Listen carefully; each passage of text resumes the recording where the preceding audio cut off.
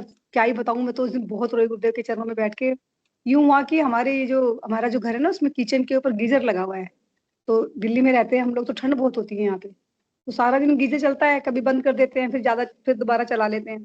तो एक बार जब पहले गीज़र खराब हो गया था ना, तो उसने हमारे मैकेनिक ने उसमें बीच में टेप लगा दिया था उसमें, गीज़र के वायर के बीच में। तो उस वायर में आग लग गई, सुबह-सुबह 9 बजे। और आग भी क्या थी, काफ़ी लपटें उठने लग गई, मतलब तेज़-तेज़। वो तो गुरुदेव की कृपा थी कि हम किचन में ही थे और हमारे बच्चे सो रहे थे अंदर, सुबह के 8 साढ़े 8 बजे थे, तो शायद 9 बजे होंगे। तो मैं इतना घबरा गई, मुझे समझ ही नहीं आया और मैं काँपने लग गई और मुझे ये नहीं समझ में आया मैं करूँ क्या?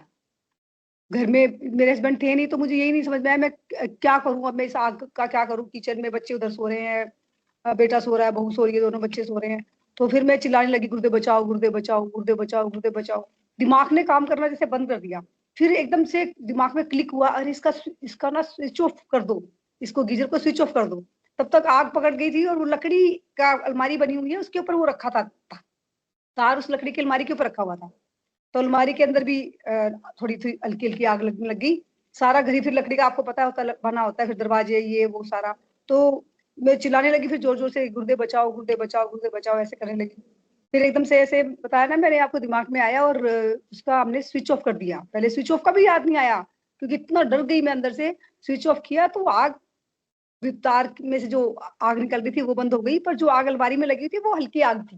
फिर उसके ऊपर पानी-वानी डाल के वो बुझ गई आग। पर वो आज भी जब मैं उस बात को याद करती हूँ तो मेरा रोम-रोम काँपने लग जाता है कि अगर ना मैं गुरुदेव ना होते मेरे साथ, तो क्या होता हमारा उस दिन? समझ ही नहीं आता मुझे कि कैसे हुआ, क्यों हुआ? हम किचन में थे, अगर मैं किचन में ना होती तो। पर जब गुरुदेव साथ में है तो ना होती का तो प्रश्न ही नहीं होता ना, गुरुदेव तो वहीं ले जाएँगे ना जहाँ समस्या है। तो किचन में चली गई मैं ऐसे ही, बस कोई काम भी नहीं था मुझे किचन में, मैं ऐसे ही चली गई। मैंने कहा चलो देख के आती हूँ किचन में कोई काम है तो। देखा तो वहाँ उसमें से तार में से पटाखे निकल रहे थे, आग निकल रही थी। तो अगर मान लो मैं 10 मिनट और किचन में ना जाती, तब तक तो किचन में आग लग चुकी होती। वहीं पे गैस भी है, सब कुछ है। तो ऐसी कृपा होती है गुरुदेव की कि आपको पता ही नहीं होता है कि क कि कितनी असीम है वो कृपा, कितनी असीम। इसका अंदाज़ा लगाना भी बड़ा कठिन होता है। मतलब मैं तो ये कभी-कभी जब मेरे को तकलीफ़ें आती हैं, तो मुझे ये अफ़सोस नहीं होता कि तकलीफ़ें क्यों आई। मुझे खुशी इस बात की होती है कि गुरुदेव मेरे साथ हैं और मेरी तकलीफ़ आके चली गई। नहीं तो क्या का क्या हो सकता था, कुछ भी हो सकता था। और जब यही आवाज़ निकलती है मुँह से कि गुरुदेव बचाओ, तो साक्षात आ जाते हैं वो सामने।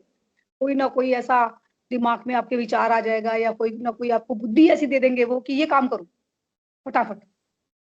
क्योंकि इतना जैसे आग को देख के तो आप इतना डर जाते हो, इतना घबरा जाते हो, और बिजली की आग तो अलग तरीके की होती है, वो तो शहर के शहर खत्म कर देती है। तो वो मतलब स्विच ऑन ऑफ कर दिया मैंने और फिर जैसे थोड़ा-सा उसको हल्का-सा पानी डाल के मैंने अकेले नहीं बुझा भी दिया उसको। हालाँकि आज तक मैं उस डर से उभर नहीं पाई हूँ और मैं बार-बार गुरुदेव को धन्यवाद करती हूँ कि गुरुदेव कि आप अंग-संग रहते हो और किस तरह से रक्षा करते हो और किस तरह से बचाते हो। जैसे उस दिन वो बता रहे थे अपने नन्नत भाई साहब कि कैसे एक्सीडेंट से वो निकल गए और किस तरह से गुरुदेव ने बचा लिया और बाल-बाल बच गए वो। और वही घटना मुझे याद आई कि कैसे गुरुदेव ने उनको बचाया, ऐसे ही गुरुदेव ने पूरे परिवार की, घर की हमारी रक्षा की। और मैं तो 2 दिन तक तो मैं बस गुरुदेव के चरणों में बैठ के रोती ही रही बस। धन्यवाद आपका, गुरुदेव आपका धन्यवाद। मतलब धन्यवाद के शब्द भी मैं क्या बोलूँ? मतलब कम है वो, मतलब धन्यवाद उनके। एक दिन का नाम जब पूरा डेडिकेटेड है गुरुदेव को कि नाम जब सिर्फ़ धन्यवाद कहने के लिए।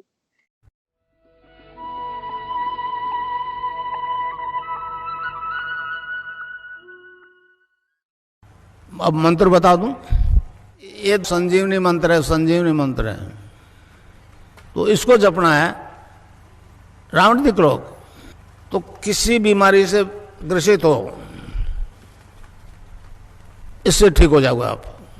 मन ही मन जपो और जीव नहीं रहना चाहिए। अच्छा, अब ध्यान करो भाई 15 मिनट। यहां मुझे देखो और नाम जब चालू रखो। कोई प्रकार की योगिक क्रिया हो तो घबराएगा नहीं। 15 मिनट ध्यान करो, 15 मिनट में अपना बंद हो जाएगी। तो मंत्र है cling Krishna cling, cling Krishna cling. मन ही मन जपो और जीव नहीं रहना चाहिए। Cling Krishna cling cling Krishna cling cling Krishna cling cling Krishna cling cling Krishna cling cling Krishna cling cling Krishna cling cling Krishna cling cling Krishna cling.